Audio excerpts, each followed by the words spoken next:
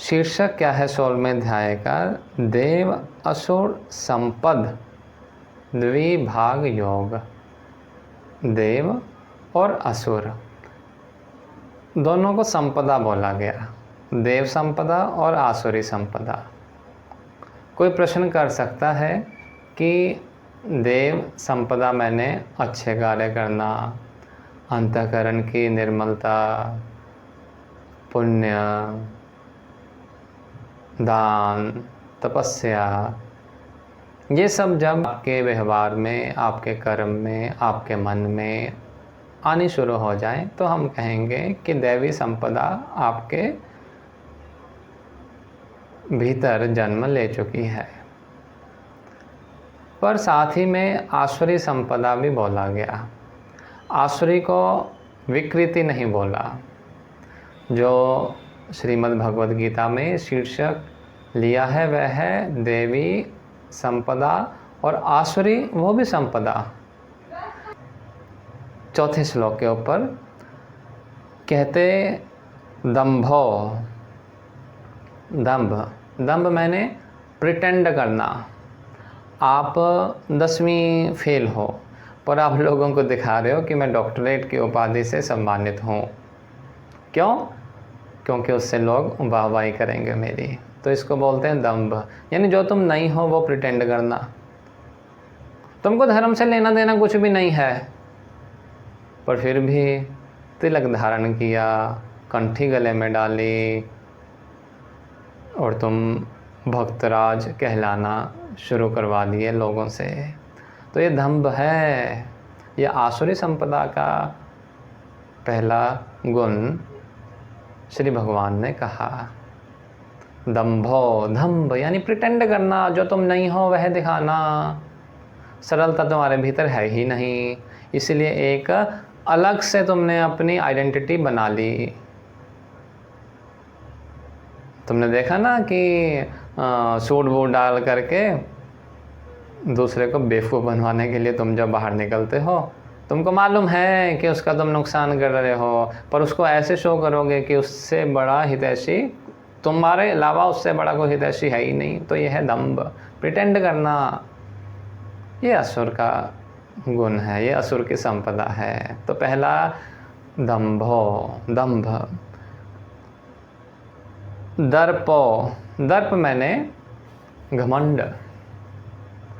एक एक लफ्ज़ के ऊपर, एक एक अक्षर के ऊपर ध्यान देना। दंभ मैंने था कि प्रिटेंड करना, दिखाना, छलावा करना। तुमने पुराने सीरियल में भी देखा होगा ना कि लंबे लंबे सींग वाला राक्षस और बन के सुंदरी आ गया। तो ये क्या दिखाना चाह रहे हैं कि वो असुर में दंभ का गुण होता है। ये असुर का गुण है, देव के लिए अवगुण है। ये बात ध्यान रखना। यदि तुम असुर हो तो दंभी बनो, वो तुम्हारा गुण हो जाएगा, ये तुम्हारी संपदा हो जाएगी। अगला कहा दर्पो। दर्प होता है घमंड। घमंड किस चीज़ का होगा? जो चीज़ें तुम्हारे पास हैं। तुम्हारे पास बड़ा मकान, हवेली, फार्म हाउस, तुम जा रहे हो किसी के पास और जा कर के बोलते हो क्या तुम यहाँ पर खोली में रहते हो, क्या चौल में रहते हो, कभी मेरे फार्म हाउस में आना। पुश्तैनी है, अपना है। तो ये हुआ दर्प। मेरा परिवार इतना बड़ा है, तुम्हारे परिवार में क्या 4 बंदे, ख़त्म। हमको कुछ बोल के देखो, 10 तो मेरे भाई हैं, अभी सामने आकर के खड़े हो जाएंगे। तो ये हुआ दर्प। दर्प मैंने तुम्हें जो घमंड है, अपनी चीज़ें जो तुम्हें प्रारब्धवश तुम्हारे कर्मों से मिली, उसका तुमने घमंड कर लिया। ये हुआ दर्पो। अगला जो गुण है असुर का गुण है, ध्यान देना। ये देवता का गुण नहीं है। दंभ, दर्प ये देवता का गुण नहीं है, ये देवता का अवगुण हो जाएगा और असुर का गुण हो जाएगा। इसलिए आसुरी संपदा बोली है। तुम देखो, तुम्हें ना छोटे छोटे बच्चे भी ऐसे दिखेंगे जो बहुत जिद्दी होंगे। कुछ करवाना हो घर वालों से, माँ बाप से, तो वो क्या है, आसुरी संपदा लेकर के जन्म उनका हुआ है, ऐसा समझना। अभिमानश्च, अभिमानः च कहते पहले था दंभ, दूसरा दर्प, तीसरा अभिमान। अभी अभिमान क्या चीज़ है भाई? अभिमान मैं गांव का मुखिया हूँ, चाहे बनाया उसके ग्रामवासियों ने, पर ये अभिमान आ गया कि मैं एक, मेरी शख्सियत को तुम देखो, ये अभिमान है। ये अभिमान भी असुर की संपदा रहती है। तुम जानते नहीं मुझको? अगर ऐसे लफ्ज़ तुम्हारे मुख से आते हैं तो समझना अभिमान एक आसुरी गुण तुम्हारे भीतर विद्यमान है। इससे निवृत्ति करने का प्रयत्न करना, इसमें प्रवृत्ति नहीं करनी, इससे निवृत्ति करनी है। क्रोध, क्रोध मैंने गुस्सा। गुस्सा क्यों आया? क्योंकि अटैचमेंट था, लगाव था। लगाव ना होता, गुस्सा ना आता। तो ये भी असुर का गुण कहा गया, असुर की संपदा बोली गई। ध्यान देना, बार बार बोल रहा हूँ, दैवी संपदा नहीं है, पर असुर की संपदा यही है। तो यदि प्रिटेंड करते हो, दंभ है। यदि दर्प, यदि अभिमान, ये सब तुम्हारे भीतर कभी कभी दिखता है, कभी कभी नहीं दिखता। जब जब दिखता है मान लेना कि तुम आसुरी रूप में प्रवृत्त हो गए हो। और ये ना गुण कुछ ऐसे हैं, कोई परमानेंट ऐसे नहीं रहता कि परमानेंट कोई अभिमान में छाती चौड़ी करके घूमता रहे, ऐसे नहीं होता। ये लहरें उठती हैं अंतःकरण में, अलग अलग समय पर, अलग अलग परिस्थिति में। और ये अब क्योंकि तुम ज्ञान श्रवण कर रहे हो, क्योंकि तुम वेदों का अध्ययन कर रहे हो, क्योंकि तुम भगवत गीता की शरणागति लिए हुए हो, तो ईश्वर से प्रार्थना करना कि ये आसुरी संपदा मेरे से दूर ही रहे, और जो दैवी संपदा है वो मेरे में बढ़ती जाए, बढ़ती जाए, बढ़ती जाए, ताकि मैं अपने बंधनों से मुक्ति पा सकूं, ताकि मैं अपने अंतःकरण की निर्मलता को महसूस कर पाऊँ। ये प्रार्थना करना ईश्वर से। पारुष्यमेव एव च, और कठोरता भी, और कठोरता भी, कठोर होना। कठोर क्यों हुआ? क्रोध के कारण। किसी के भले के कारण कठोरता नहीं आ रही, किसी को नीचा दिखाना है, उसके कारण यदि तुम्हें कठोर होना पड़ रहा है तो जानना कि वो आसुरी गुण तुम्हारे भीतर विद्यमान है। किसी को नीचा दिखाने के लिए तुम कठोर हो रहे हो, किसी की प्रगति के लिए कठोर नहीं हो रहे, किसी को गिराने के लिए तुम कठोर हो रहे हो, तो ये भी आसुरी गुण गीताकार ने कहा।